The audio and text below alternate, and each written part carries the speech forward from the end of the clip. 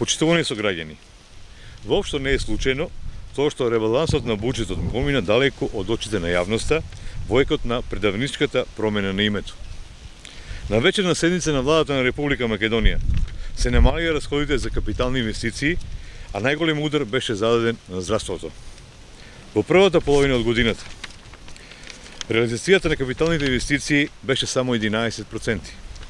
Владата ветуваше раст во втората половина, но тој процент не се зголемува и кон крајот на 2018 година. Секојдневно се уверуваме во неспособноста на моменталната власт и незиниот мал капацитет за завршување на почетните капитални инвестиции во нашиот град. Иако неколку пати и посочувавме на власта да го зголеми интензитетот на градба на клиничката болница во Штип, сепак ниту не идовме на слух, ниту имаше интерес да се забрза работата. Најголем абсурд настана минатата недела, кога се намалија средствата за изградба на болницата.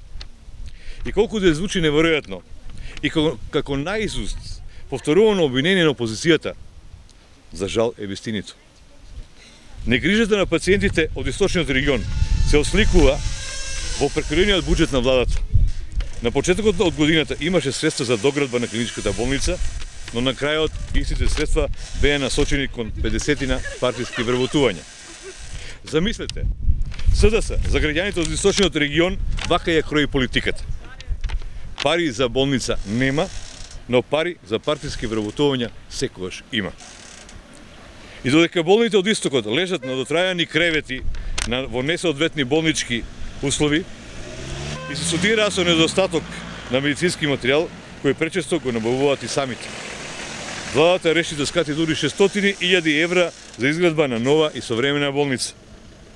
Во моментов, работата на болницата е стопирана и никој од власта не се осудува да се соочи со граѓаните и даде одговор зошто е тоа така и кога се очекува рестартирање на градежните активности.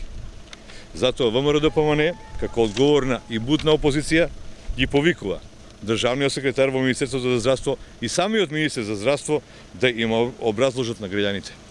Како е можно да се обезбедат 1,5 милион евра за набавка на лубриканти и пари за 50 партиски вработувања, а парите предвидени за градбата на новата болница во Штип да исчезнат со ребалансот на буџетот за 2018 година?